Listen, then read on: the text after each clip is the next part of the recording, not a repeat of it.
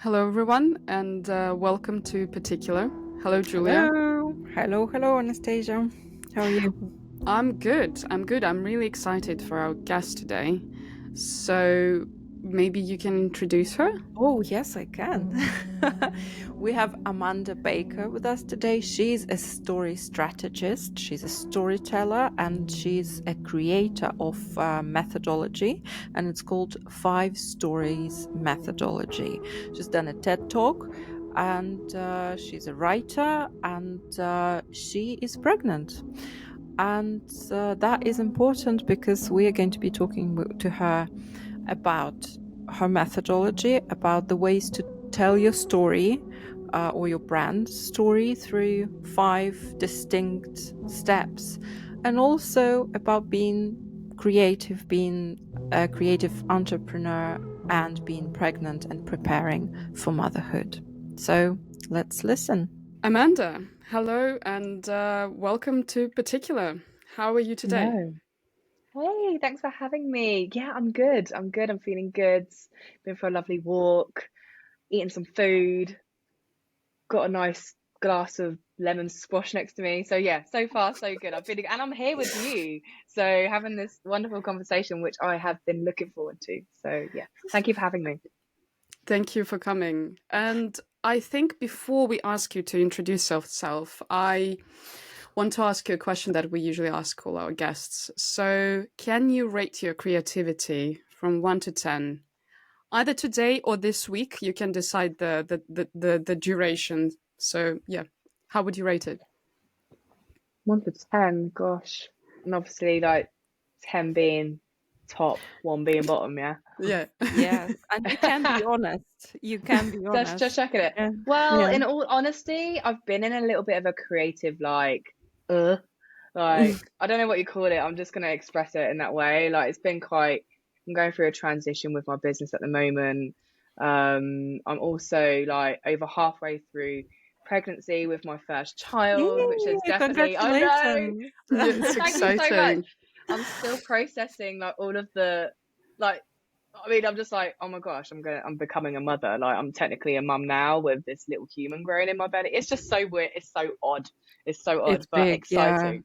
It is big. I feel like this is the biggest thing I've ever done, and I'm like, I don't even know that I'm doing it. It's just happening, and I'm like, oh hey, there's like a bump there now. But yeah, and that's definitely had an impact on my creativity.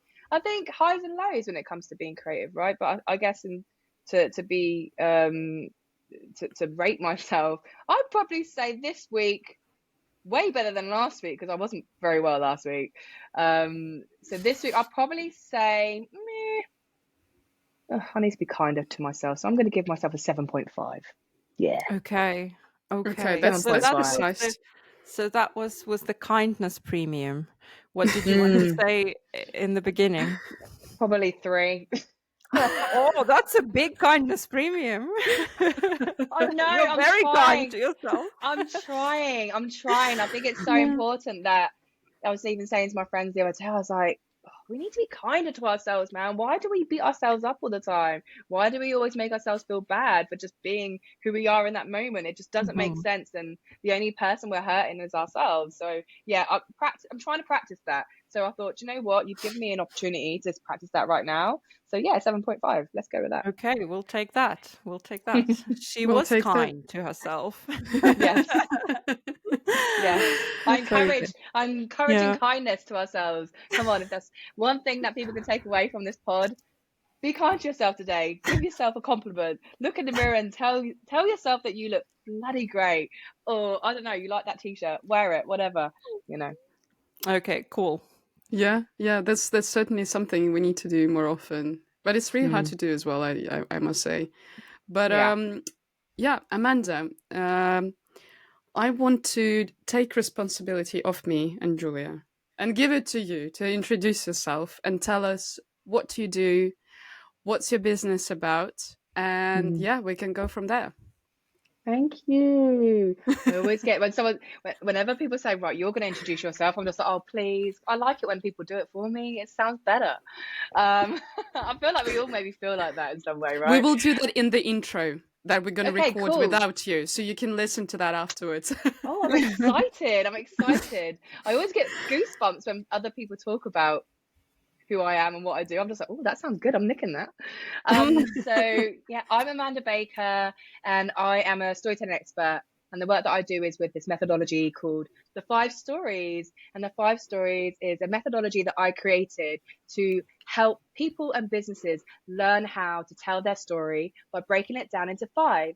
And those 5 stories are the origin story, the empathy story, the purpose story, the product story, and the vision story. And each one of those stories has a role to play in connecting us with each other. And yeah, I just really believe in the work, and I believe that it's work that we all need and must do if we want to show up in the world more authentically as ourselves and feel more free and build better, more meaningful connections with other human beings. It's, to me, it's the work that we need to do as humans. So yeah, that's me. So do you use it more for marketing strategy for companies, products, and something like that, or is it applicable to people as well? Well, yeah, it's a great question. And we've only just started doing it on a person to person perspective, because it's always, when I created it, it was the origin story of the 5 stories. It was born from doing work in advertising and creative agencies, working with different brands to help them create their purpose, mission, and vision statements, which is the work that you do when you're doing a brand strategy project, when you're trying to figure out what a company stands for and what it means to their customers, to make sure that they are communicating in a way across all their marketing channels that their customers can connect with and relate to. And of course, off the back of that, buy because of those messages and those stories. And that's what I used to do.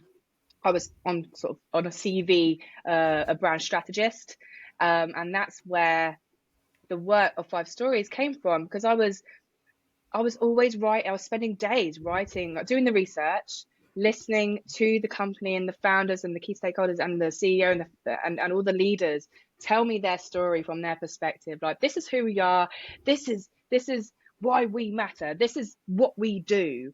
This is our vision. I'm like, yeah, that's cool. That's cool. All right, now we need to go and make sure that you're on the same page as your customers. So let's go and hear their side of the story, because you got your side. Great, awesome, thumbs up. But let's go and make sure that that resonates and that connects with your customers.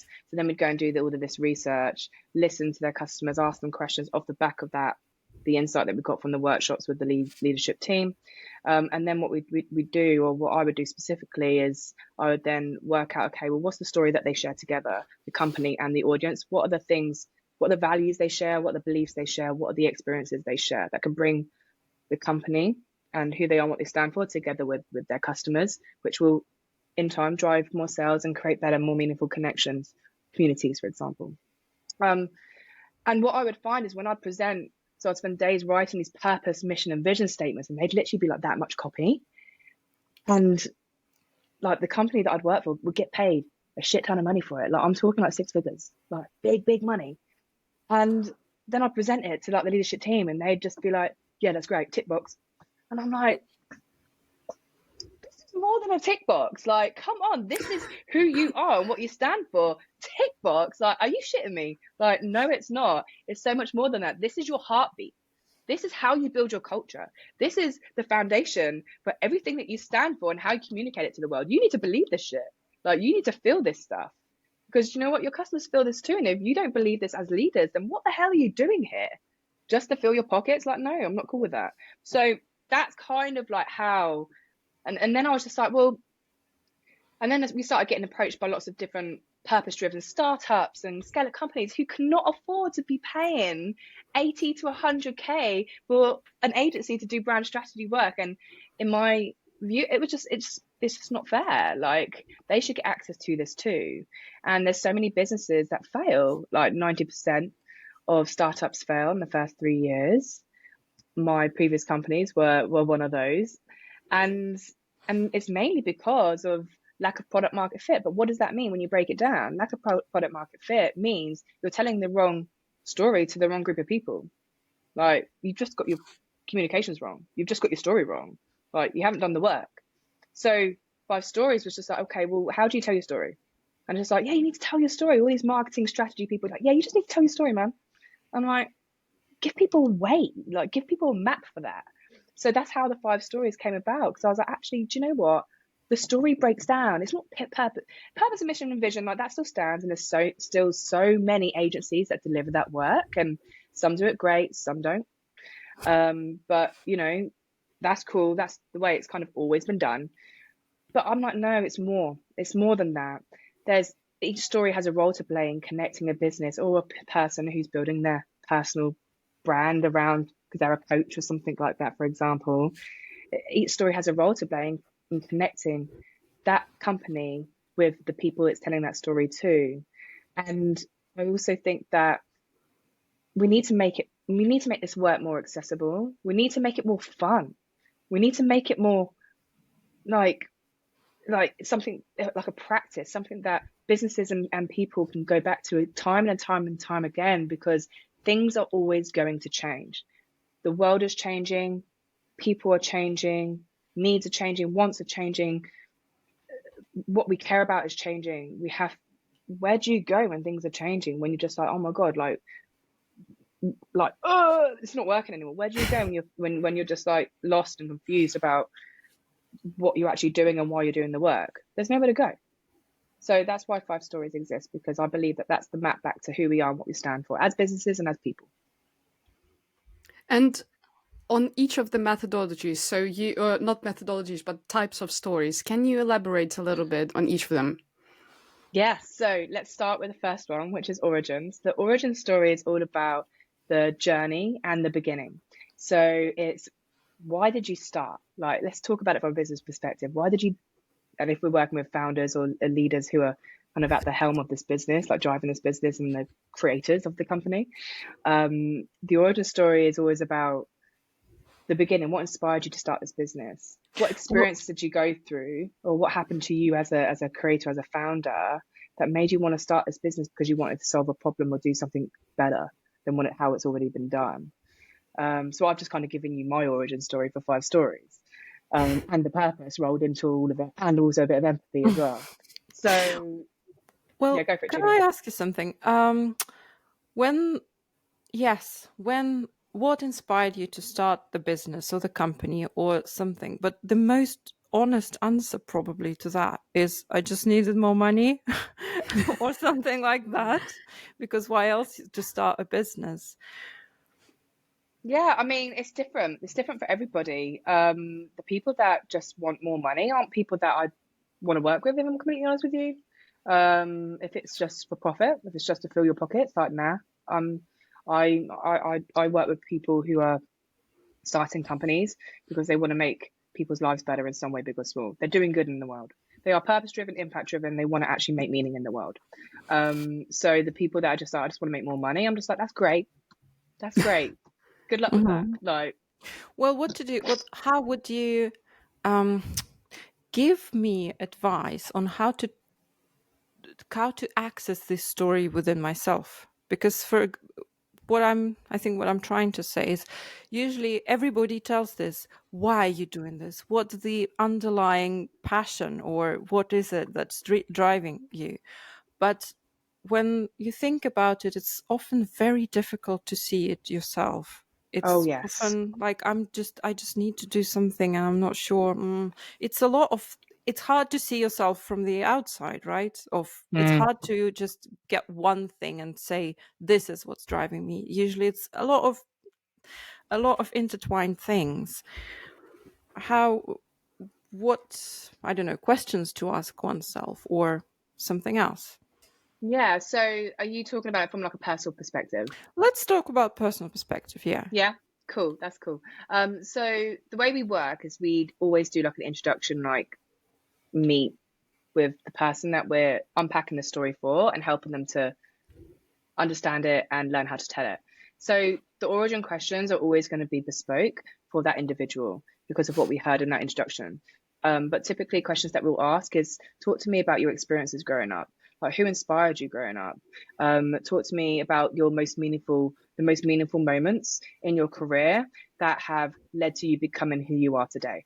things like that. Those are the questions that we ask, because those are the questions that give you like the sort of cookie crumbs to who you are today and why you do what you do, why you believe what you believe, and why you care about what you care about, and how that connects to your work, and how that connects to why you show up to do the work. So it's different. I mean, questions is like, from a business perspective, if we're working with leaders and founders, it will be, okay, talk to me about what inspired you to start this business, or what happened that gave you that, I have an idea, we could do this better. Like, was there an experience that you went through with the toothbrush, then the toothbrush wasn't cleaning your teeth properly, so you thought, you know what, actually we can create a better toothbrush that's more sustainable and healthy and better for the planet, because it's made out of bamboo, but it's also going to clean my teeth like so much better and be better for my gums, and and I'm going to create that because I care about that. Do you know what I mean? Like, that's but what kind if of what if the answer to that is not very unusual or original? Like, I like drawing, or I just like doing this or that. It's just what I've always done. then that's their story, and then we'll move on to the next one and unpack it even more, because our job is to find out the truth. Our job is to listen and find out how they do their work differently, to make sure that they're rising above all the samey BS noise in the world that has no meaning, to help them get the traction and connection that they deserve through their content and through how they show up in the world and communicate. So if that's their story, I just like drawing, of course we'll always dig deeper into that. Okay, well why do you like drawing? There's a lot of whys involved. If you don't ask the whys, you're not going to find the why behind the why. Like, you have to keep going. But I hear you, and trust me, I have worked with clients and worked with people. And actually, when I was speaking to one of my coaching clients, story coaching clients this morning, a leadership coach over in Australia, I was just like, she was like, I feel like I'm talking too much. I was like, no, keep going, because actually, the more you talk, the more you let your soul, because I believe, like, when you're in flow, when people call it rambling, I don't believe it's rambling. I think it's just your soul trying to let some stuff out, because you just need to get it out. And it's always so trapped by all the distractions, demands that the world puts on us every single day. Sometimes you just need that space to just let it flow. So I'm like, yeah, let it flow. That sounds like therapy. Yeah, it kind of is. I do get, like, when I'm working one-on-one with founders, leaders, who want to understand their story and learn how to tell it so they can show up more authentically on social media, for example, which is kind of like the thing that people want to do these days. People want to show up and be more of who they are through their content, which I'm all for. I'm like, yeah, we need more of that. I do get, people do describe this like therapy. I even considered doing some sort of educational, like doing some learning and going back to school, uni, whatever, to go and do a therapist, like learn how to be a therapist. I was like, oh, maybe this is my future thing. Maybe I'll be good at that. But I'm going to stick with story for now. I don't know. Maybe they come together one day. But anyway, another chapter, another book. Yeah. Okay. Let's move to the second story, which is purpose. So the second story is empathy. Empathy. Okay. Empathy, yeah. So you've got origin, empathy. They have actually switched around. It used to be empathy, and then it used to be purpose. They've moved around a little bit, Okay. but as I said earlier, we've done a little bit of been doing some business development at 5 Stories, and we've repositioned and All showing right. up a bit differently. It's your methodology. Walk us through it. Yeah. I will walk you through it. Yeah. So the purpose story. Sorry, gosh, I'm getting my brain muddled up now. The empathy story is all about how you're feeling and why you're feeling that way. But it's also about how your audience are feeling and why they're feeling that way, and making sure that the experiences that you share with the people you're telling the story to are connected. So the empathy, you can only have empathy, like true empathy, when you listen. So from a business perspective, to have empathy and to actually nail down that empathy story, we understand the experiences from like the creators of the business first, like what they experienced and went through, which inspired them and encouraged them to do something about it and do something differently and start their business and solve that problem, for example. But we'll also go and listen to their customers or potential customers, to understand from their experience what they've been going through and how they're feeling and why they're feeling that way, and actually how that connects to the story that the company's telling too. Empathy can only exist when you listen. From a personal perspective, empathy, again, it comes down to your audience, because of course, if you're trying to connect with your story and learn how to tell it from a personal perspective, we'll always be like, okay, who are you telling the story to? Or who do you want to listen? Because if you want this group of people to listen, you need to listen to them as well. You need to make sure that that story is shared, that experience and that feeling is shared. The next story is the purpose story, and the purpose is all about, okay, well, this is why we're here. This is why we're here and what we stand for. And under that, we unpack values. Like, values are what we care about, and also beliefs as well, what we believe. But because we've already gone through the origin and the empathy, we've already got story springboards which start to inform the purpose story. So we're already shaping from each story the next one, and teeing up the questions that need to be asked in that next story to make sure that we get to the heart of it. After you've got purpose, you have the product story. The product story is all about what you do and how you do it differently. Call it the thing that only you can do, because anyone can do what you do, but they can't do it how you do it. So it's really understanding and unpacking the how. So that's the product, and then the final story is the vision story, which is all about where you're going as a business, or where you're going as an individual, the future that you want to be a part of, and how your work is contributing to that future to create the change that you want to see in them or in people's lives. So yeah, those are the 5 stories. Can we go sort of a little bit back? And if we take as an example this I like drawing story, and for example, I want to create a small business or develop my whatever social media brand, can we do it together with this particular example? So if we go back to empathy, as a person who wants to draw or do whatever, who they should listen to, or where to find the people to listen to or to learn from about what? So is your question, how do you find those people to go and listen to? To be honest, I'm not extremely clear on what empathy means. Who is supposed to be empathetic towards whom in this particular section? Well, for empathy to exist, that person who's having empathy, or that business that's having empathy, needs to hear the person who's experiencing something, right? They're going through something, they're feeling a certain way. So empathy can only exist when you hear their story.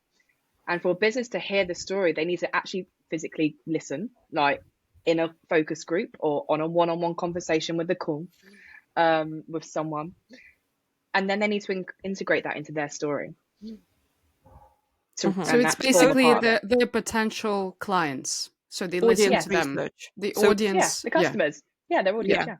So if I like to draw and I want to sell more of my drawings, I find people who I want to sell to.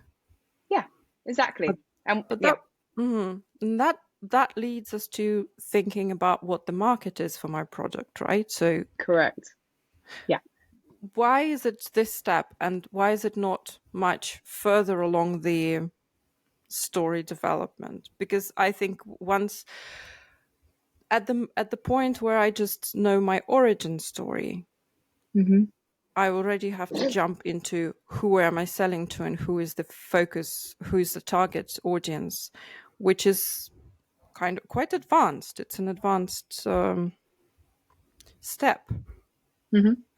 Why is it here, and how do you approach it? It's there because you can't have a business without knowing who you're creating your business for. I mean, it's kind of a bit of, from my perspective, I see that as a no-brainer. Before if you want to sell your drawings, before you even think about selling the drawings, you need to be really clear about who you want to sell your drawings to, and why they might want and care about your drawings, and what they might be experiencing with other people who are selling drawings to them that isn't quite working for them. You need to know your audience. If you don't know your audience, you're not going to be able to sell. you're not going to be able to sell. So that's why the empathy stories is actually, we used to have it as the first story, because it is meant to be uncomfortable. It is meant to be a bit like, oh gosh, I don't know. Well, get to know. Like, I mean, if you don't know, then why are you building a business? Like, how does one find a potential customer to listen to? For example, going back to drawing, if I want to sell to extra rich people, if I want to go into fine arts, whatever, museums and thousands of pounds or dollars, obviously I don't have, probably, it's a hypothetical situation, you don't have people like that in your immediate surroundings. How do you find them? Or if we go in the different direction, there would be like a wide Instagram audience, for example, for cute little drawings that would sell like for £5 or whatever. So how do you find those people who are not around you as a person who's just starting? I think the way we've advised before and way we've worked with people in the super early days is your network and your friends of friends. There's people all around us. Even going into town and just stopping people in the street. Friends of friends, going into town and stopping people from the street. If that feels really uncomfortable for you, then you've got social media. DM people, drop people a message, engage in that way. LinkedIn's great if it's a B2B or even a B2C. Doesn't really matter. People are people at the end of the day. Just talk to some people, and even just pick 5, because when you start talking to people and asking them those questions about why they might, what they're looking for, what they're struggling with at the moment, how they're feeling about a certain thing, why they're feeling that way about that certain thing, and you're starting to connect things in your mind and get clearer about who you might be for, who your work might exist for. And then you can just start to really get clear about who is that first best customer, aka early adopter, or the people that you want to buy your business or connect with your business most. That's the only way to start doing that, is just to start communicating and getting out there and asking those questions and getting to know, carving out that time to get to know your potential customers. I think it is literally just as easy as that, really. I know that it's not easy to be honest, but it's as simple as that. It's getting out there and speaking to people and learning from those people who your people are. Okay, let's imagine we've done that and we know who we want to sell to. So the next one is purpose, right? Yeah. So with the purpose, so I know that I know who I'm selling to, and the purpose of selling is to get more money. Sorry, maybe I'm fixed on money, but why I'm sort of sorry if it feels a bit like I'm interrogating you, but I always feel like it's so difficult to answer those questions. And it's so difficult to go through all of this. It sounds simple, just as you said, this story, purpose, this, that.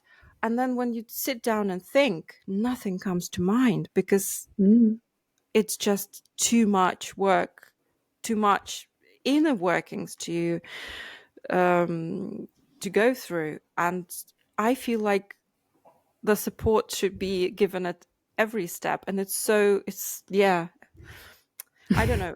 Let's get back to the purpose. So how do you identify your purpose, that apart from I need money to pay my rent?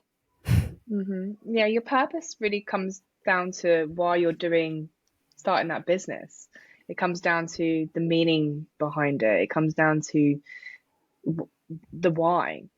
Why are we doing this work? Why am I doing this work? Why does this matter to me?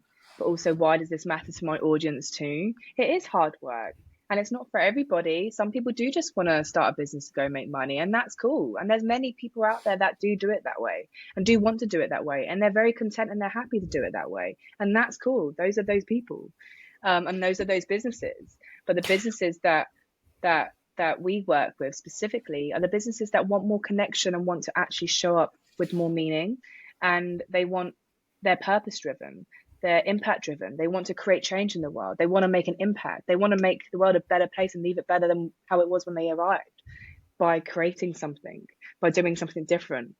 And that's the businesses that we work with. But yeah, you're right, it's not for everyone. And it is difficult. These questions are difficult, which is why we guide people and guide businesses along that. Like, we don't just say, hey, here you go, here's your 5 stories, go and buy. Like, that's not how we work at all. We coach, we consult, we go on the journey with them, because telling your story and doing that work alone and doing that work on your own is really hard, because you're so close to it. You're so in the bubble of it all. It's really hard to see the meaning and the why. It's hard to connect with all that stuff when you're so busy doing the day to day, and you're so focused on trying to get the money through the door and trying to survive. But the work is fundamental to the success of businesses, because people just showing up and trying to sell stuff isn't enough anymore. Consumers want more. Consumers want to know that they're being seen and heard, and that there's products out there that actually, and businesses out there that actually care about them, that actually know them, and are actually building things that are going to make their lives better in some way, big or small. Like, that's what consumers want. So businesses that don't align with that, I don't think they're going to do very well. But have you had any clients during your like working in this business that you sense that they're inventing those stories? You know, there's a lot of, like, for example, greenwashing happening, and people are creating those purposes, creating those why I was inspired. Do you sense that with your experience now? And like, what do you do in this case? Yeah, there's a lot of greenwashing. There is. I think, yeah, you do set, there's lots of BS out there. Of course, I think the real stories and the truth is, it come. You just know, like, as a person who's leading this work and working directly with founders, like, it's a feeling that you get when you're asking questions and someone's responding, and you can just tell if someone's trying to bullshit you and make it all up. I think consumers can as well. They can just tell. It's just like, well, if you don't back it up with the action, like, purpose is action, right? You can't just have some words on a bit of paper. And this is actually stuff that frustrated me when I was doing the working in agencies. It's like, you have this really fancy purpose statement, but then it wasn't backed up with action. It wasn't backed up with actual data to show how the impact is being made, and that this is something that this company ultimately really does stand for and care about, because they're actually actively doing the work to create that change through their product or their service. And they've got reports that they're releasing to show that they are getting closer to their ultimate vision, which is to, I don't know, again, this is very broad, make the world a better place in some way, big or small. So what do you do in the situations when you're coaching a client and you can see maybe they're not lying to you, maybe they're lying to themselves, maybe it's not like greenwashing, maybe it's like, I want, again, back to my drone example, I want, I don't know, like the expensive hotels all over the world look fancier than they are.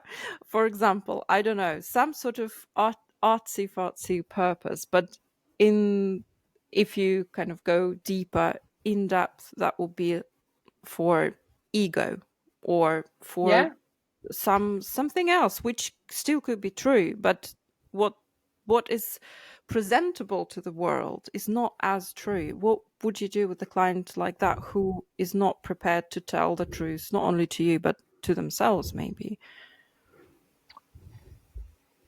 We haven't really had any clients like that who have not been prepared to tell the truth, because we've just not got to that stage where we've worked with someone and worked with a business or worked with an individual who's been who thinks that way or is working in that way. So we have like our onboarding process, which kind of filters out the clients that we want to work with and the clients that we don't. But if it did happen, what would I do in that situation? I guess it's trying to inspire, well, talking to them about what happens if they don't speak the truth and then they get found out. Like, you know, at the end of the day, like, if you lie, it's only a matter of time. If you lie about who you are and what your business is and why your business, you come up with some crap that actually is just some words, but you're not backing it up with stuff. It's only going to fall back on you later on when you grow and you scale and you've got more employees working for you who are just like, hold on a minute, you're meant to be this company that believes in this and that stands for this, but actually that's all bullshit. You're going to lose employees, you're going to lose customers, your bottom line's going to be impacted.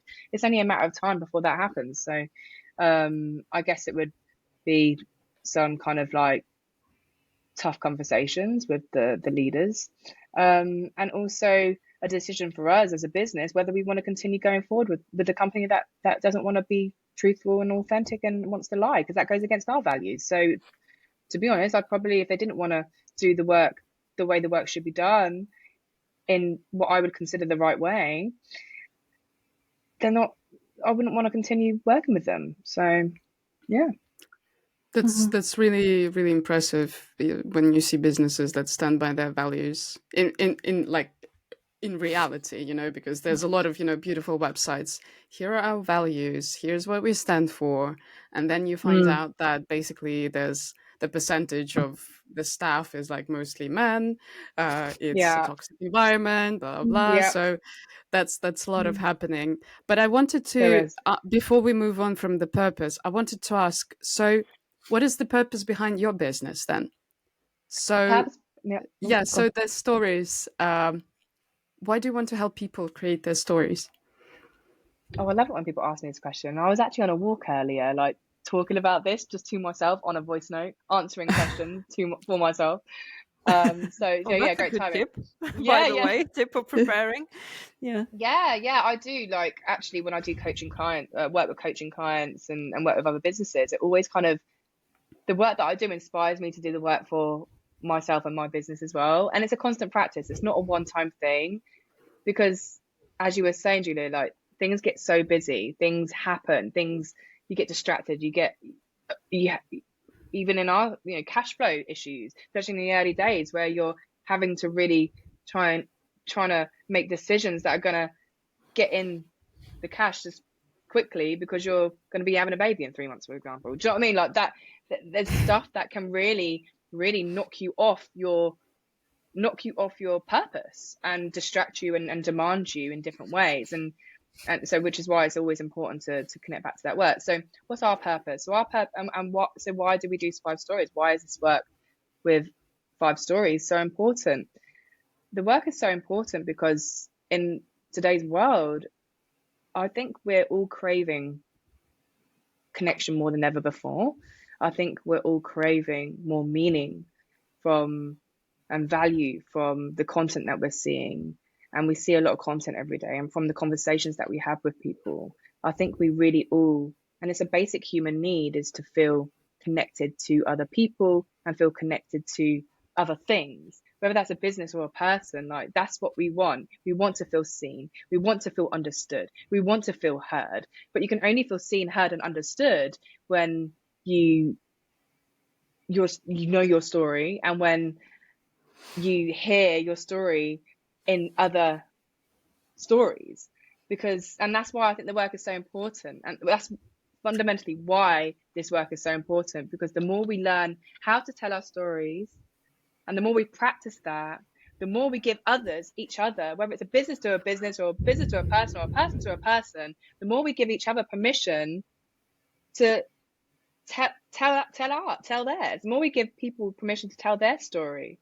And it's just like this beautiful kind of like, oh, okay, cool. Constant understanding of who we are. Because when you share a story, what you're doing is you're helping someone else see themselves in that story.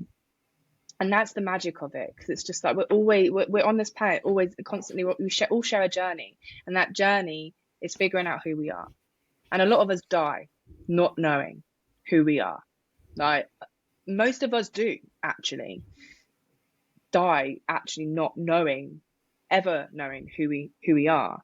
But what if we did? What if we moved through this world having more clarity around that, feeling more confident around that, and being able to show up so unapologetically, authentically with that? And from a business perspective too, if businesses were more honest, were more real, actually communicated in more of a human way, less about banging on about the product and the service and the function and the features and actually all of the what stuff, and talked about more of the heart and the emotion, less of the ego stuff. How would that, what would that look like?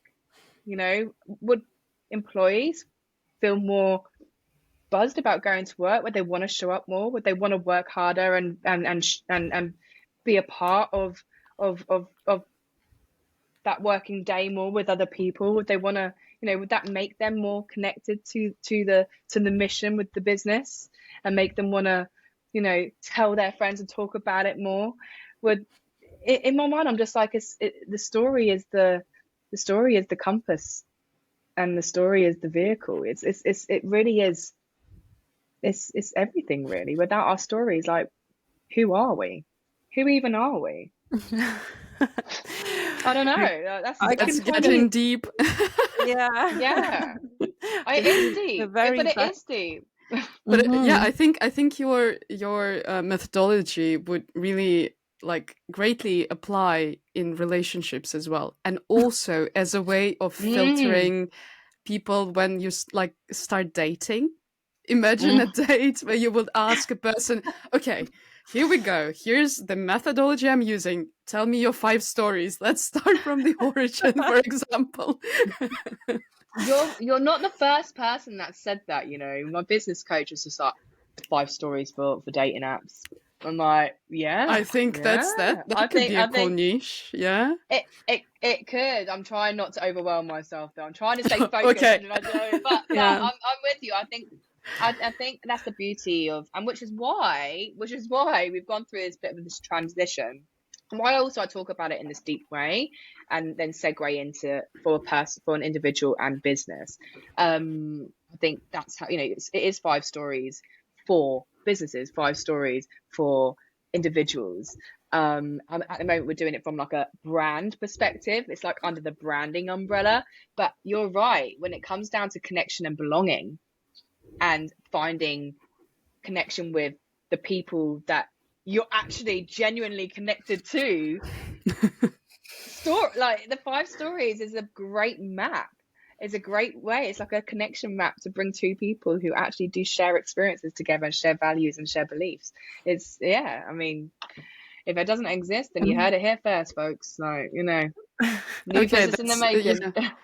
Okay, because me and my girlfriend, like, we regularly try to do like check-ins, and basically, like, you know, just to ask like, how are you feeling, and like, what are your plans, like, I mean, like in relationship wise. And I think I'll try to ask her about the 5 stories now. Yeah.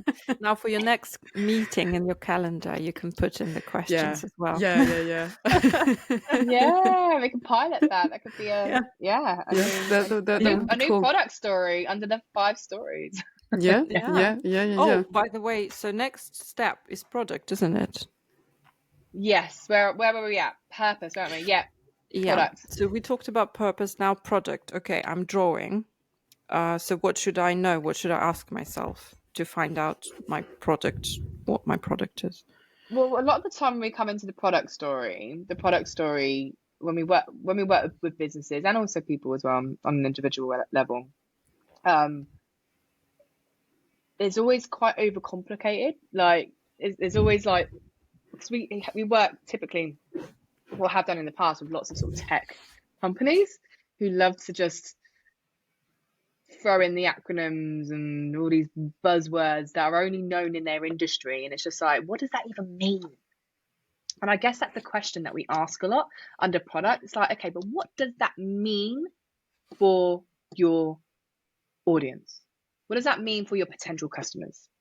What does that mean for your employees? We're always asking that. But one of the main questions that we ask is, okay, well, talk to us about, what do you do? Like, what do you do? And you need to talk about what you do in a sentence. Like, you need to explain it in a sentence. Sometimes we also limit it to just 4 words. And we also do in workshops as well, with leaders, we say, okay, well, one of you is 7, and the other one is a salesperson trying to sell to your product to the 7-year-old. And we do this exercise, and what that does is just, and the 7-year-old is literally, I don't understand. Can you please explain that more? Can you simplify that? Just to help get into this space of just keep it simple, just keep it clear, keep it concise, get to the point of what it is that you do. But then we go into, okay, well, how do you do it differently to your competitors? Which is the other thing that strengthens that product story, because like I said earlier, you know, there's loads of people that are going to, there's many social media platforms, for example, but what is the thing that only you can do, LinkedIn, that Instagram can't do, that Twitter or whatever the new brand name is can't do? Do you know what I mean? What is it that makes you different, that will make people want to choose you above these ones, or spend more time on your platform above these ones? Oh, well, LinkedIn, we're all about helping people to build those connections that could lead to new business, for example. I don't know. Do you know what I mean? Like just stuff like that. So that's the best product, getting into that stuff. Well, a lot of tech companies are, well, what I think tech companies are, I imagine they're a little bit better at this because their purpose is to solve some problem. Well, any product is supposed to solve some problem, but if we speak of creative products like drawings or whatever creative services you could imagine, like concepts, even, you know, branding, this or that, what would you ask a brand like that is not providing a service but is providing some creative input or advice or creative product that is art? So more from an art perspective, what should they ask themselves as a brand? Techniques, for example. What inspires their art, their drawing? Where does that come from? Again, it's kind of then just really really kind of focusing in on what makes them different. And what makes them different actually for artists and people who are working in the creative industries, really focusing on that backstory around, you know, why they draw in a certain way. For example, they might just draw with watercolor. Okay, well, let's understand why that makes them different and how they do it differently. Maybe they draw maybe their technique is line drawings, but they only draw pets, animals, for example. Okay, cool. Well, now we're getting clearer about what makes you different and how your work shows up, and it also helps us to get clearer about your audience as well. We're targeting people with pets potentially who love animals. Okay, cool. Well, if it's line drawing and animals, then maybe our audience are people who have pets who want to have really cool, unique pictures of their pets on the wall. Cool. Let's go and find them. Let's partner with Pets at Home. I don't know, whatever. But do you know what I mean? It's kind of really getting into the technique side of things and what inspires that artist, that creative, to do things the way that they do it. So really getting into the detail of how they do it differently. And it also, they're the creator. So actually sometimes a product story, if it is a creative business / a creator, the product story really does come down from you as a human, as the creator. So it's unpacking that. So actually you dial up the origin story more in the product because it's coming from you. You're the artist. So really kind of selling that and putting that in front of the story, because that makes more sense for that company, I would say. But do you leave space for adapting the story? So, for example, I do drawings, but I want to do different types of drawings. And for each person, like for each client, I will say, for this, I do watercolor because you want watercolor. And for this, I do that. So will it kind of, get away the originality of my story? Or is it okay to have many stories inside one, like the product phase, for example? Yeah, I think your story is always going to be, your story is a living and breathing thing. It's never just one story. It's a story that's constantly living, breathing, evolving as you evolve, because you are the story, you know. So there's always going to be room for telling multiple stories underneath your product, for example, because it may be that actually, do you know what's inspiring me today and what's getting me out of bed to do this work is drawing with watercolor and not doing line drawings with pens. Like, that's what I want to do. But you still have your style, you still have your way of doing it. You know, you're not copying anyone else. You're doing it the way that you do it. It's your talent, it's your gift, it's your way of doing the work. So it's understanding, okay, well, what is your way of doing the work? Maybe it's, I don't know, maybe your work, your pieces of art always come with a poem. That's what, do you know what I mean? There's like, or maybe your pieces of art always, there's something else that attaches to it which creates this experience around it. I don't know exactly what that is, but that's what we need to unpack and understand. You know, what makes your art a better piece of art to go for and choose, instead of going on Etsy and just scrolling through and having a look at cool watercolor paintings from someone that I don't really know or really care about or whatever. You know, it comes down to you as an artist, what your values are, what you stand for as an artist, and why you want to create. You know, it might even just come down to you as a creative, where this want and need and passion for creating has come from, curiosity for creating has come from, and we bake that into your product story, for example.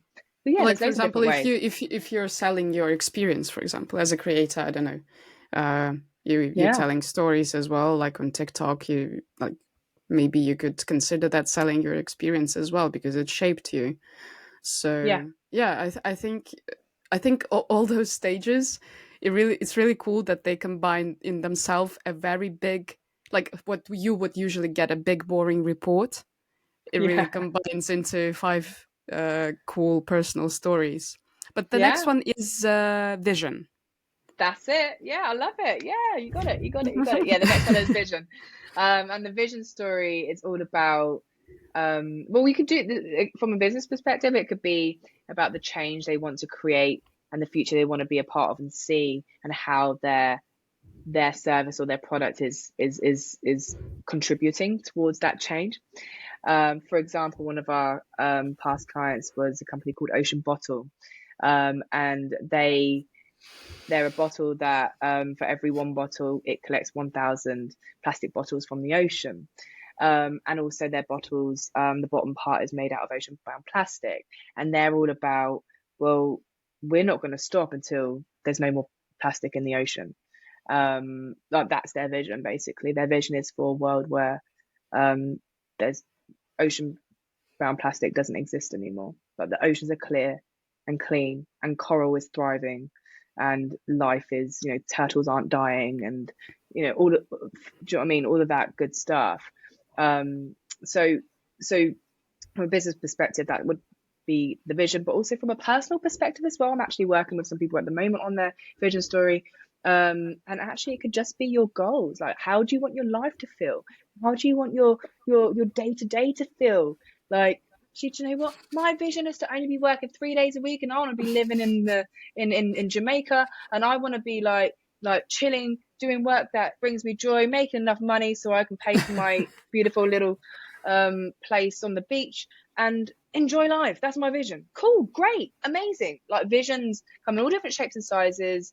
I'm a big fan of go big or go back to bed, but some people like to keep it real and realistic. I'm a big fan of that too. I think you need something really big, but you also need those practical steps that help you to see that actually that vision is possible and you can get there. Because a vision story is just, you know, it's a dream, it's an aspiration, it's where you want to go. But to make it feel real, we also need to get clear about, okay, well, what are those things that we're doing that we can do over the next year, for example, that can get us closer to that vision. So we get into that stuff too, just to make it feel like it is real and it's not just a set of fancy words on a bit of paper, you know.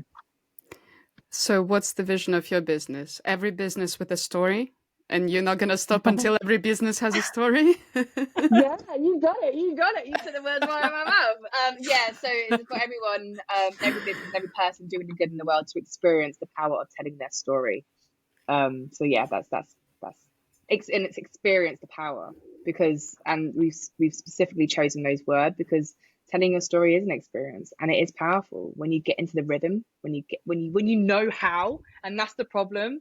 People don't know how. They don't have a way to do it, and that's why the 5 stories, why I believe the 5 stories is such a gift, I mean, it was a gift for me, just like, do you know what I mean? I'm just like, oh, cool, this is cool. I've created this, and now I'm living and breathing and embodying it in my whole life. And I'm constantly revisiting it. It's not something that's just done. It's just something that I have baked into how I show up in the world and how I want to feel and how I want to be. I want to be real as I possibly can be, for myself, but for the people that have relationships with me in my life. I have a quick question before we move on. What would you recommend to people that are really scared of being vulnerable and telling their stories? I can tell from myself. So I'm currently like in the process of starting my own business, and I have a story behind it. I have a story of why I want to do that. But sometimes I'm not really comfortable sharing it, very openly. I Yeah. do get better with each time, but sometimes for me, I feel like I'm, opening myself too much. I'm being vulnerable, and I may expect like some people not being, I don't know, not agree with me, and it will hurt me in a way. So, what would you tell these people like me? Well, what would I tell people like you? Well, firstly, what are you scared of? I'm scared of being faced with misunderstanding, or Yeah. basically people not understanding my purpose or my origin, like in terms of stories. So, Yeah. I'm scared of feeling of not being understood. Yeah. Yeah. Or being misunderstood. Yeah, yeah. Yeah. Which happens, and I guess that comes down to, yeah, fear of being judged, fear of being not believed, fear of being misunderstood, fear of you showing up with your story, but actually you're not kind of, maybe it's not showing up practically in your life, for example, like you're telling a story, but it's not actually feeling true in your world right now. So you feel like a imposter or whatever. There's so many things, and I think that's so natural. And what I would say to someone like that is practice it. Start small. You don't have to share the whole story, which is why the 5 stories is really great as well, because it helps you just to break it down and unpack it, so you can start to identify parts of it that actually feel comfortable for you. And when you start telling your story, and you start getting into a little bit of a rhythm with it, and it might just be you just commit to sharing a post on LinkedIn once a week, for example, about who you are, what you're working on, or maybe it might be what inspired you growing up to become an artist. That might be a post, for example, that you write something around. And then once you start showing up as you are and sharing your truth and sharing why you do what you do and why it matters to you, and people start engaging it, that gives you fuel, because people, then you're like, oh gosh, I'm out there, like people are connecting with me, people are engaging with me. But I would probably say, especially around the vulnerability thing, like it's not for everybody. And it really does take practice. Being vulnerable is it's scary as hell, man. It's really scary. Showing up is scary. But unless we all start doing it and just practicing it on a small, little bit by little bit, we'll just always hide ourselves. And I guess it comes down to, why do you want to? Like, also, why do you want to share your story? Is it because you actually want to connect more with people and actually want to build more meaningful connections, and show people who you are, and sell your to find the right people to buy your work, or do collaborations with, or whatever that is? I'm not sure. But it's about getting really clear about why first. Getting really just understanding why fear shows up, and accepting the fact that fear is always going to be there, even for me now. Like every time I post something on LinkedIn and I go in, I go in. I share the real and raw stuff. I don't hold back. But every time, sometimes actually not even sometimes, it will take me a good hour or two to create a post sometimes. Most of the time, actually. I don't know why I keep saying sometimes. Most of the time, it will take me a few hours. And then I'm like, with my husband, I'm just like, can you check this? Can you just make sure it's reads all right? Does it sound too much? Does it sound like I'm oversharing? Oh, does it sound like I'm failing and I'm talking about that? And do you think people are going to be put off by working with me because I'm being so honest about where I'm at with my business right now and how I'm feeling around it all? Like, gosh. And in the end, I'm just like, okay, cool. If I share this in this rawest and realest form, what am I doing for other people who are going to be engaging with this? Well, what I'm doing for other people is I'm making them feel less alone. I'm sharing a story that actually they're probably feeling too and they're experiencing too, but they won't show up and share it because they feel scared to. So what I'm saying is, hey, here's my story. I know you're probably feeling this too, and you know what? It's cool. You're not alone, man. You're not alone. We're going through this together. The amount of people that message me on LinkedIn, send me DMs. I even had one yesterday, someone who said, thank you so much for sharing why you're scared shitless about being a mum and about stepping away from your business for, I'd like to step away from it for 3 months to raise my child in the early few months. You know, that would be a vision for me.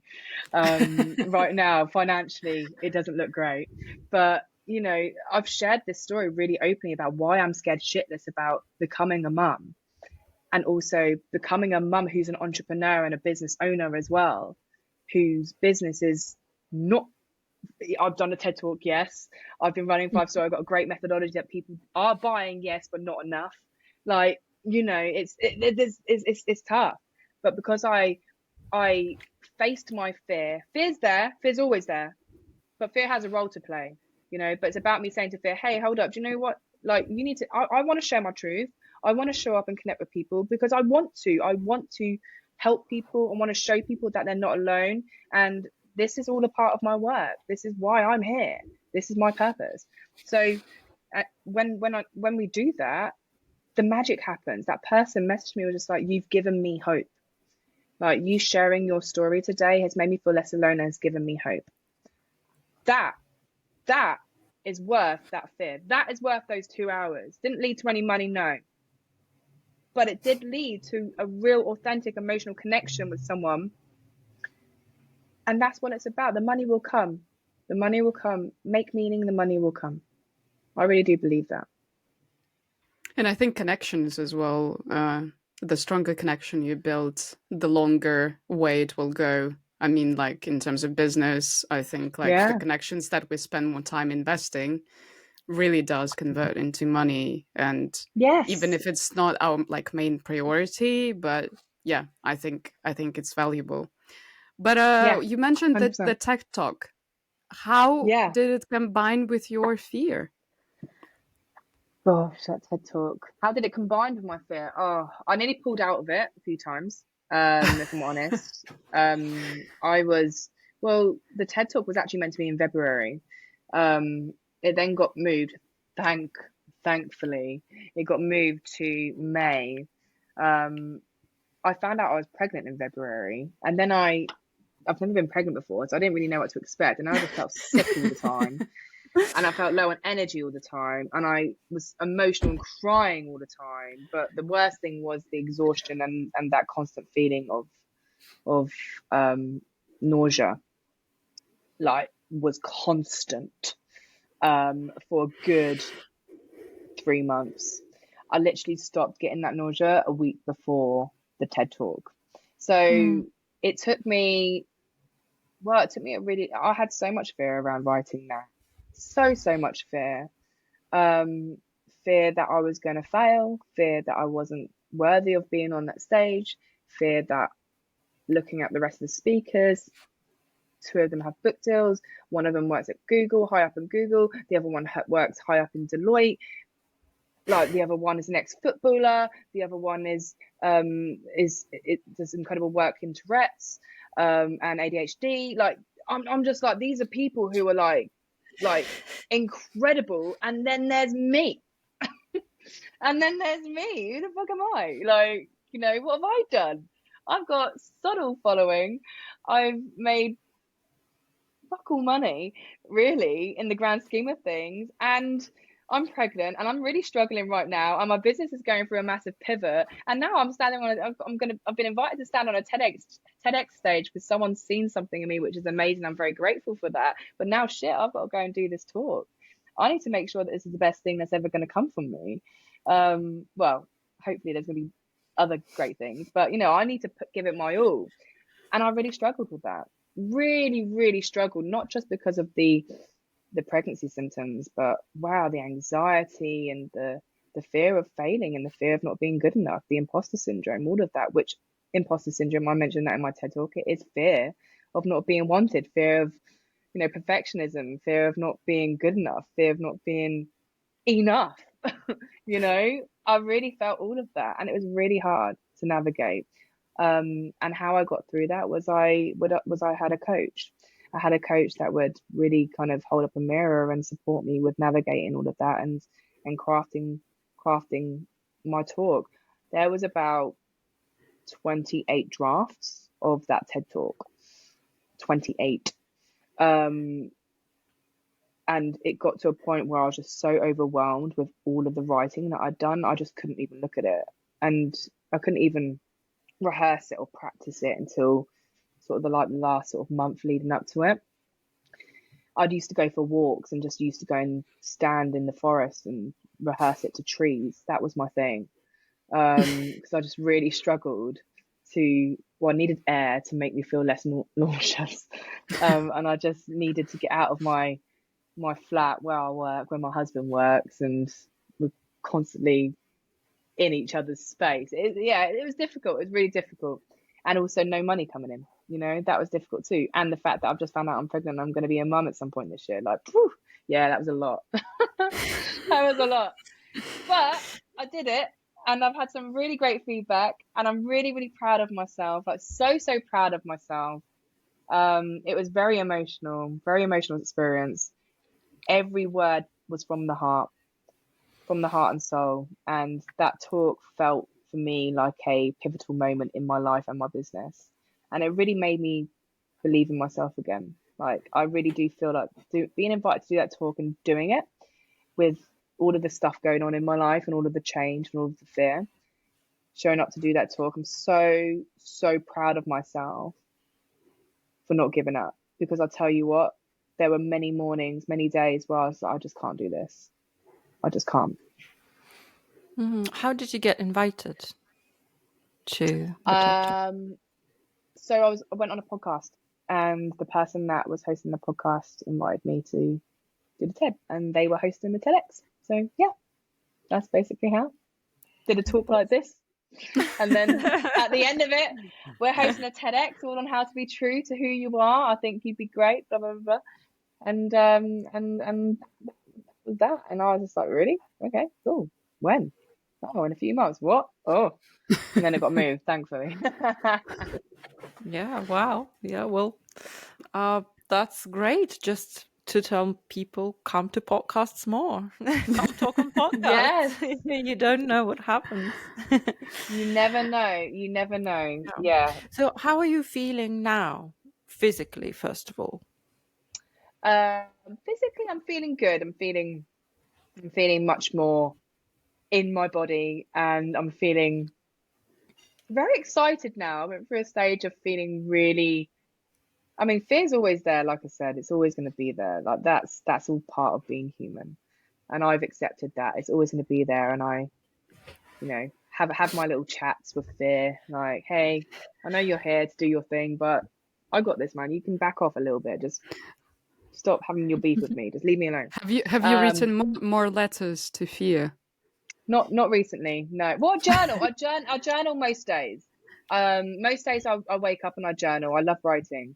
A lot of my content on social media is always kind of springing out of my journal. And I always tend to start with how I'm feeling, and why I'm feeling that way, empathy, and that kind of goes into stories, and it helps me to better understand who I am in this moment and what I'm going through and all of that kind of stuff. But But yeah, no letters to fear. No, I feel like maybe one's coming up, especially like going into. So I'm going into like my last sort of 3 months of being pregnant now, and which is kind of apparently where things get really hard, and I get really big, and I will find it hard to move around and all of that stuff, and go to the toilet a lot. So I'm kind of bracing myself, and yeah, I think there'll be a few fear letters around there. And then obviously labour. I mean, bloody hell, I'm scared shitless around that. Gosh, I've got friends that have all got kids and they're telling me their labour stories. I'm like, please don't. Just gosh, like, oh my God, like, you're killing me. You're killing me. You're killing me. I'd rather not know. I want to have some nice meditation music. I want some candles. Like, just, I want it to be a nice experience, but I know it's not going to be. Wishful thinking. You can only hope. But thank you for asking. Well, it's going to be all right. Nobody stays pregnant forever, so you'll be done soon, and you'll forget about it. That's the best part. I do hear about that. Yeah, the forget part. The forget part. Yeah. Yeah, I'm looking forward to that. I'm looking forward to the forget part. Bring it on. Bring it on. Whew. Yeah. And then I've got this human. Like, yeah. It's like, now what? That you won't be able to forget. No. Yeah, exactly. Well, speaking of mental and general, how do you feel? And obviously, talking about your post on LinkedIn, which showed up as really vulnerable, and I'm sure a lot of women really think about exactly those things when they think about having or not having kids, because once you are in it, there are lots of consequences and lots of things you have to worry about. First of all, financially, how are you coping with that, and what's going on, and what do you think? How am I coping with all of that? Honestly, every day's different. Like, some days I'm really like, today's a good day. Today's a good day. I woke up this morning feeling really feeling calm and believing in myself and trusting that it's going to be okay. Last week I cried a lot. I blamed myself a lot. I had these two sort of things that were showing up, but I feel really unprepared and really fucking scared, like extremely, to the point where I'm just like feeling sick. And yeah, I think, look, one thing that I do know is that I'm very blessed. I'm a very blessed and privileged human being, and I have an incredible network of friends around me, an incredible family close by as well. I'm very blessed to have that. So I know that it will be okay. My struggle and my anxiety really does come from like this. I just thought I'd be somewhere different at this point in my life. At 36, I'm about to be a mum. I thought my business would be more financially successful. No, it's successful in many ways. And that's something I've had to really kind of sit with a lot. Like, what does success mean to me? What does that look like? Success for me really is that I have the freedom to work when I want to work. I manage my diary and manage my own time. I can choose who I want to work with if they don't align with my values.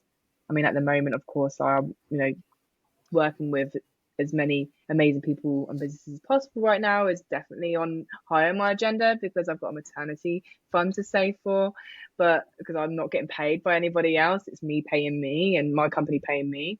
But it's also like really understanding, like, what does that look like? And when I look at my life, I'm successful in many ways, but the thing that I'm kind of not kicking myself, but I'm just kind of, last week I was sort of saying to my husband, like, I just feel ashamed of myself. I feel ashamed of myself. I feel like I haven't done enough. I feel like I should be, and there's that should word, right? I feel like I should be further. I've been an entrepreneur since I was 23 years old. I'm now 36. I've had many businesses. I've had many experiences working in agencies, and I've become heads and leaders, like leads, you know. Why am I still not where I want to be financially? So there's been a lot of that stuff.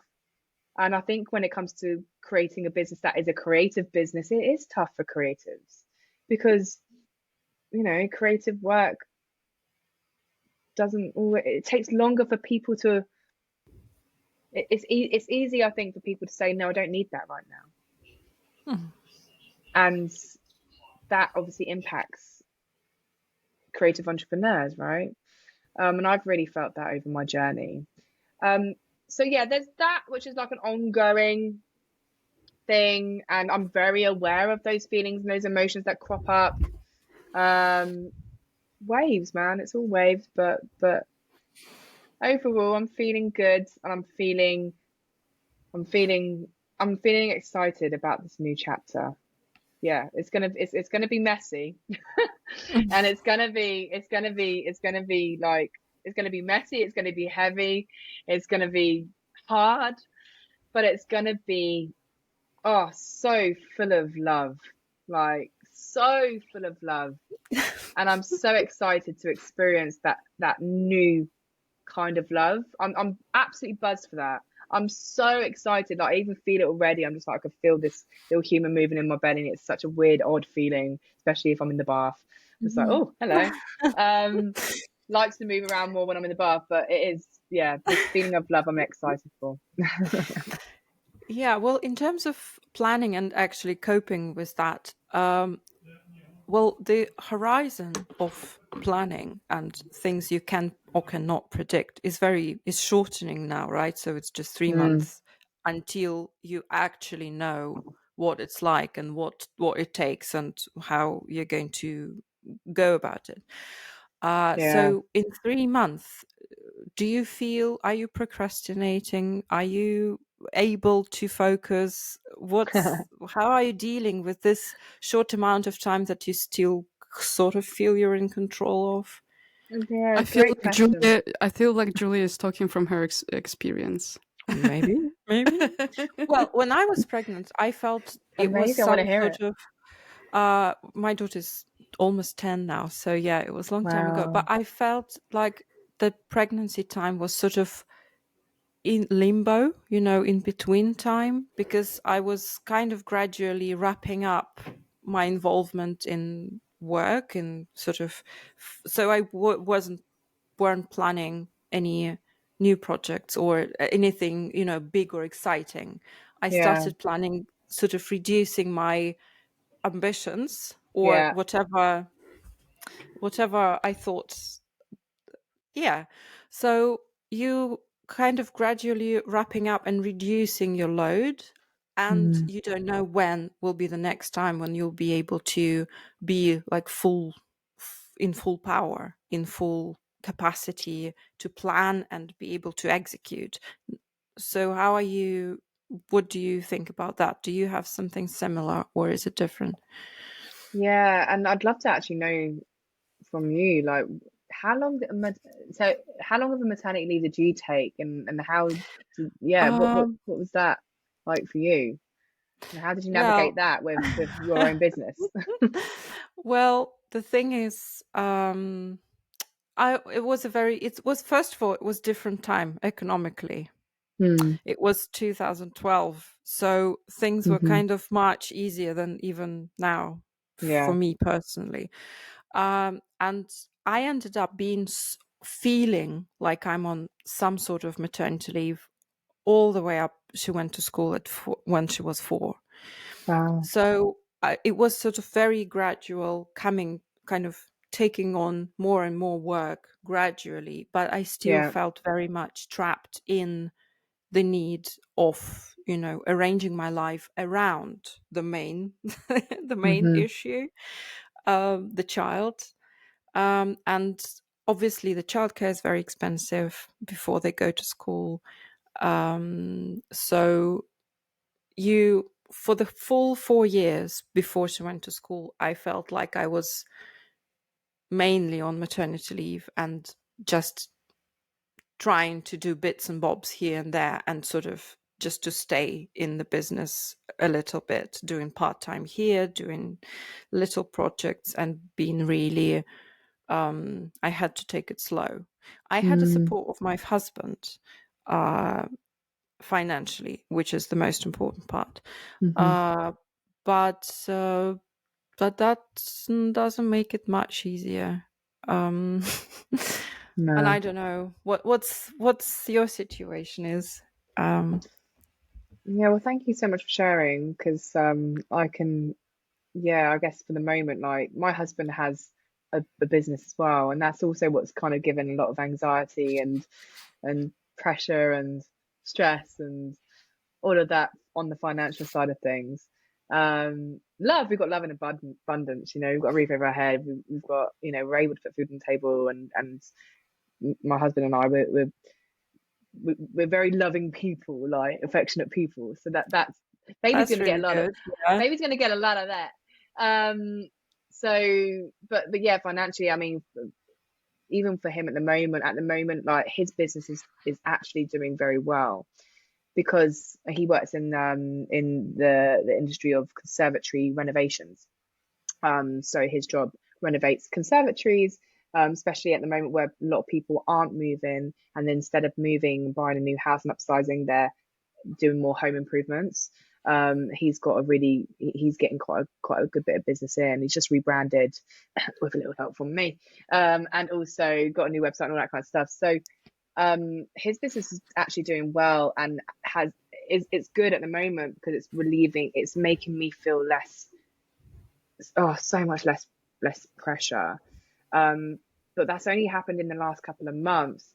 Earlier on this year, it was my business that was doing better, and bringing in money, and all of that. In last year, the whole year, it was my business that was doing, making the money and bringing it in. So I was kind of holding, I was the breadwinner. 18. Yeah, exactly. I hate that word, but yes, you're right.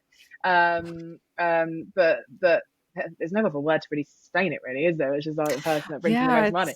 it's It's a tough one. It feels really old yeah, school as well, that word, the breadwinner. I'm like, oh, yeah, but yeah. you're right. I um, agree with you. Yeah.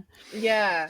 So we're in a good space at the moment, but also it's all temporary, right? Everything's temporary, like saying tempura. And it's all, yeah, it's highs and lows, peaks and troughs, good days, bad days, good weeks, Mhm. bad weeks. Um, and at the moment, it's good. So what am I doing? Practically, what I'm doing to prepare. And heads up, I'm not the best person at preparing when it comes to my life. I'm great when I'm preparing for like workshops and things like that, and I work from a work perspective. But when it comes to actually planning and preparing from a life perspective, yeah, I can do better. I need to do better. And I'm very aware of that. But what I have done from a business perspective, if I looked at my business, I've had to really ask myself some big questions, like what kind of business. 5 stories is like that's there. That's there. That's my calling. That's my assignment. That's my purpose. That is why I'm on this planet, to do this work. I feel that in my bones. That's not going to go anywhere. But how I deliver that work in a smart way, and make and by smart I mean less time and energy from my part and more money.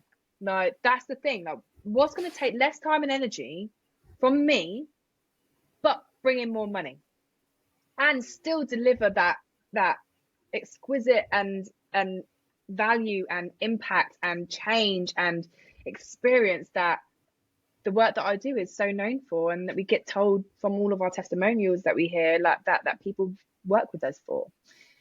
What does that look like? So what I've done is I've looked at my services. So instead of doing like these big kind of like massive projects with businesses that cost, 5 figures, for example, like 15, 20 grand or whatever.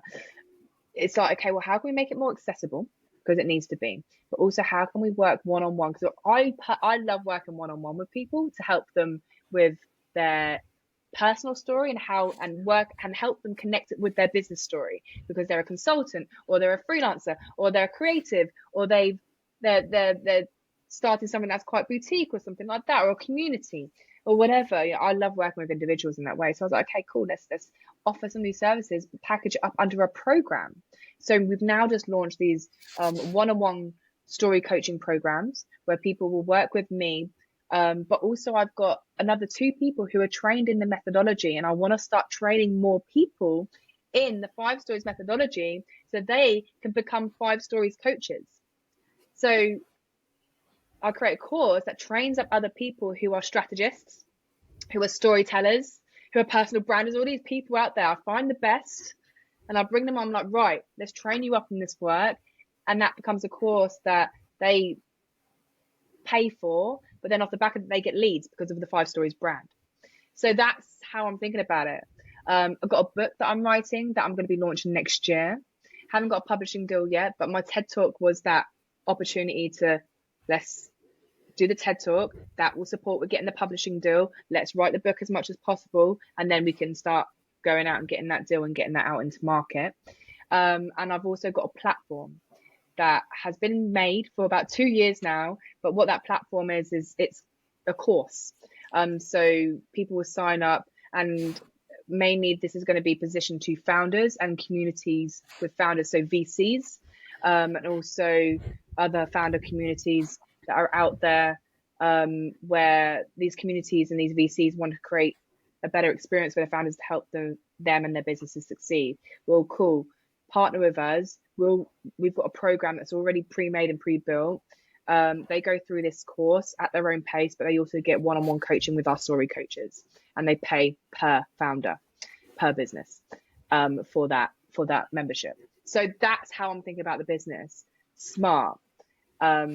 Less time and energy from me, because the work is done. Like the work isn't done, it's never done, but the work is, the foundation's there. And for me, what I love doing is I love developing and building and telling stories and learning more. How can we tell our stories better, and building on the framework and the methodology to strengthen it, to add more value through courses and content and workshops. So that's how I've been thinking about the business, and that's all pretty much set up now. I'm piloting some stuff this side of maternity leave, and then as soon as I'm back, one-on-one coaching, I'll get a few of those in a month. Like, that's keeping my head above water, but also keeping me in the work, and that's how I'm looking at it. So that it makes sense in my head. It makes sense on paper. Good. Yes. Yeah. So we will, let's touch base in March, April next year, and I'll let you know how it goes. I'll let you know how it's going. Yeah. We're gonna add all the links in the description, so I'm sure like some founders are listening to us. So I think it's really useful, and I hope at some point in my business journey, I will certainly ask for your help, Amanda, because I feel like it's really valuable. And Thank you. as soon as you have your story figured out, I think everything else goes like on rails after that. Into place. Yeah. You, Amanda, you've mentioned coaches who coach you, your own coach, a business coach, and was it just one business coach, or do you have more support? I've had a couple of coaches. I've got a friend of mine who's also trained in the methodology of 5 stories, Bianca Bass. She's like, she probably wouldn't call herself my coach, and I've never labeled her a coach, but she's been a guide. I'd say she's a guide for me. She really supported me with my TEDx talk and helped me get out of many holes with that.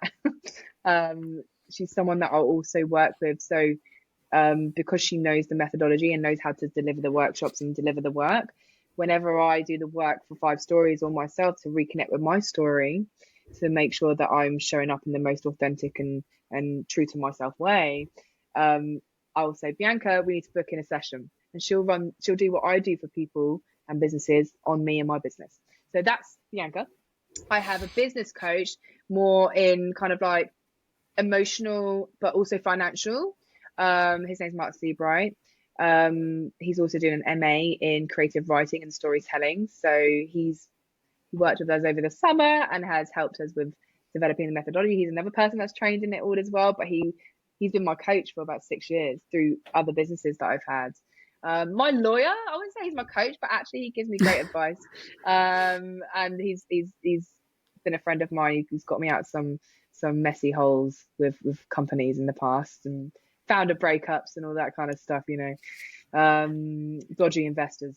Yeah, and then I've had a few other people who I had a coach in America specifically for TEDx who coaches people to support them with their developing their TEDx talks and practicing it, and also another one as well here in London as well, who is an actor and storyteller.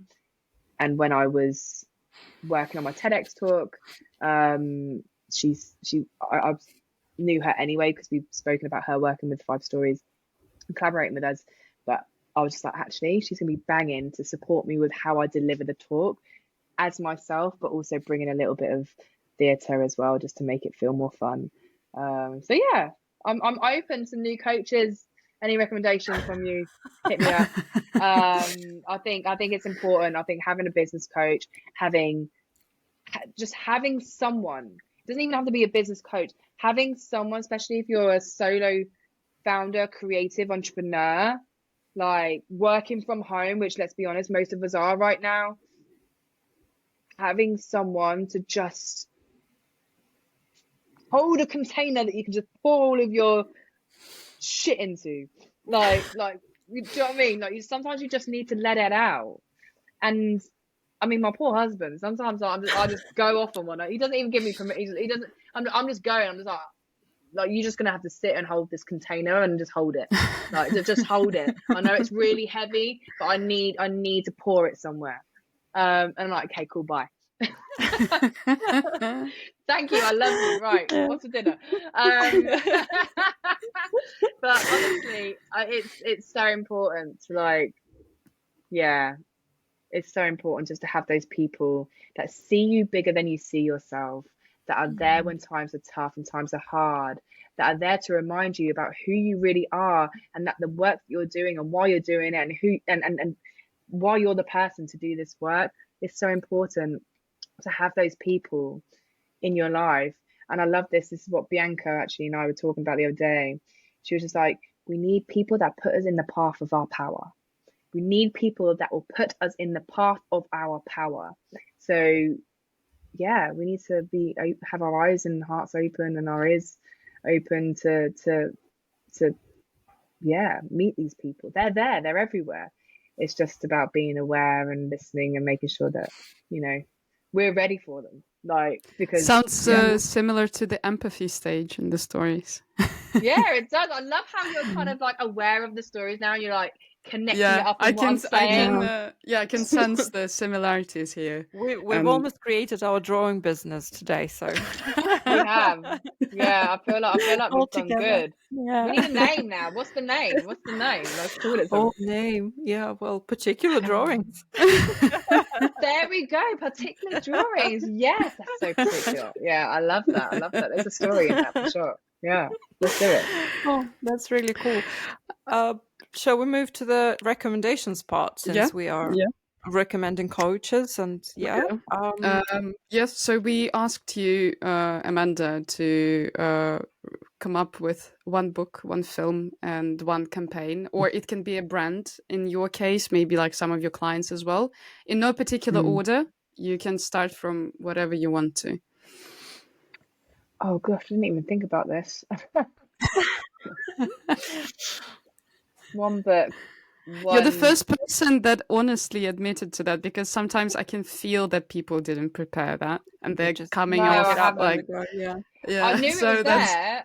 I knew it was there, and in my mind I'm just like, I'll just come up with something in the moment. Books. Okay, cool. So All right.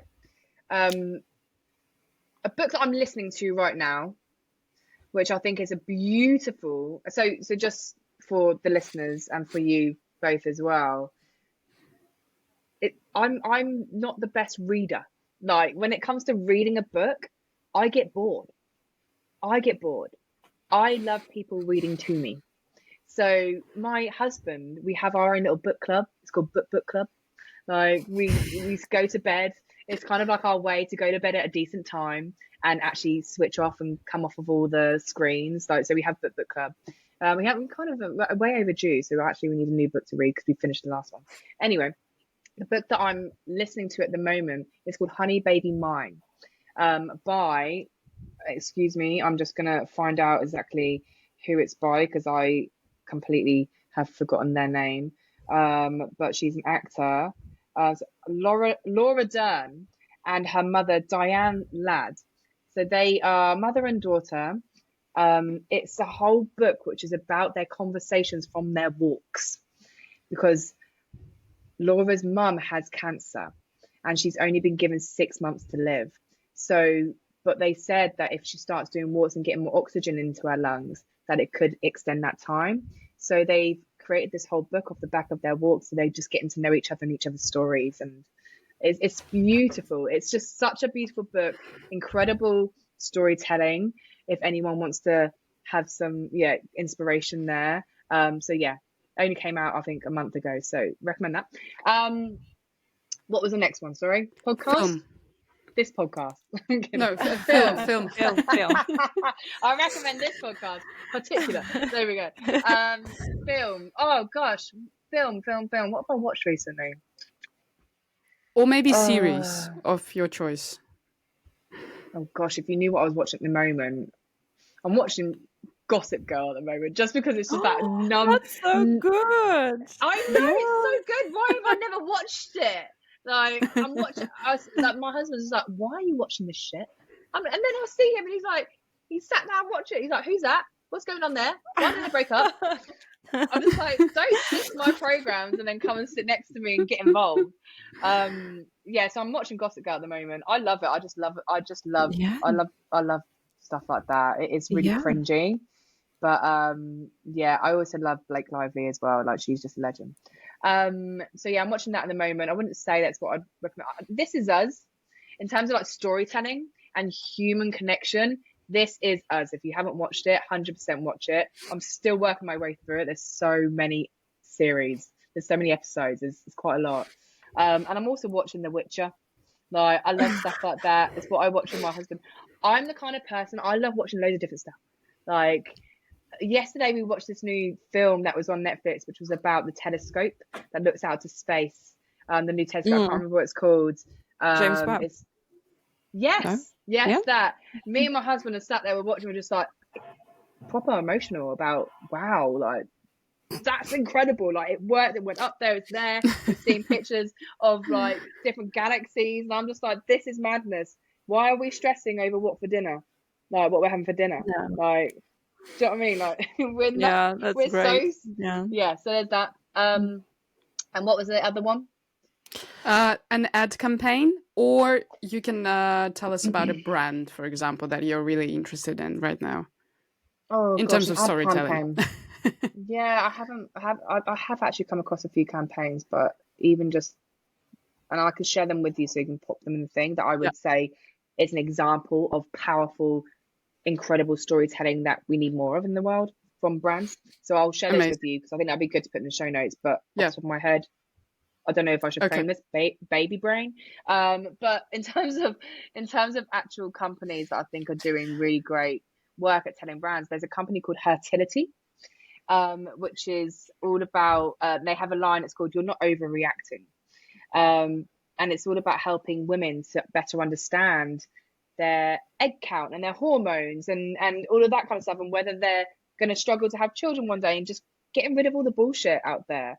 They're a company that I was engaging with before I fell pregnant, actually, because I was very scared that it was going to be really hard for me to fall pregnant and really hard for me to become a mum one day. And I didn't know when I was going to be ready. To my surprise, and it was a surprise, I fell pregnant. Hello, which is magic and such a miracle. But I do think that company, the way they communicate with women specifically, because they are for women and for women who want to understand how their hormones better and understand if they want to have children one day, like whether that's going to be possible in the short term, long term, like all of that kind of stuff, so they can plan their lives, because a lot of women are choosing to have children later in life now, and I consider myself one of those women, because they want to live their life, build their careers, get more stability under their feet before they build a family and meet the right person.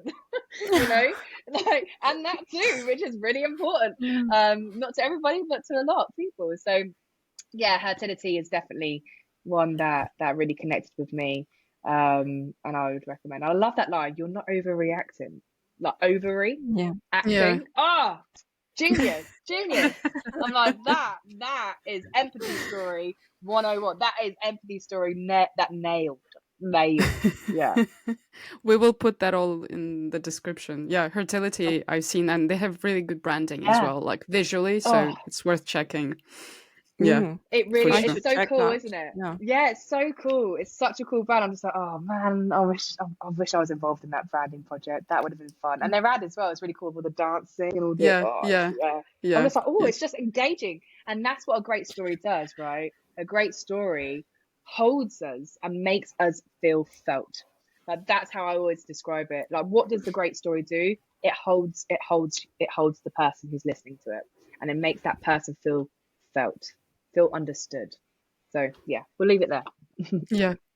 Thank you so much, Amanda. And thank you so much for telling your stories. And we are looking forward to seeing more of your LinkedIn posts and being updated on how everything's going. And congratulations on the pregnancy once again. It's really exciting. Thank you so much. It really is. Yeah, next time we meet, I'll probably have a little bubba. So I'll be like, hey, meet. I don't know who it is, but meet them. So great. It's been a really great conversation. And Julia, love the interrogation. Please don't ever apologize for interrogating people. It's important. That I love it. I'm like, bring it on. Like, oh yeah, cool. This is good. Feeling uncomfortable, but bring it. Let's go. I really respect it and really value it. So thank you so much for all of your questions and for having me on here today. It's been great. It really has. Thank you. Thank you so much. It's been a pleasure. Thank you for listening to this episode. All the links and all the mentions that we had during the podcast episode are going to be in the description below. Don't forget to rate us on all the platforms that you listen to. And keep listening to new episodes of Particular. Thank you so much, Julia. Thank you so much, Anastasia. And I just want to remind everybody, if you want to be on our podcast, or if you know someone who will be so perfect for our particular podcast, drop us a line and we'll explore the opportunity.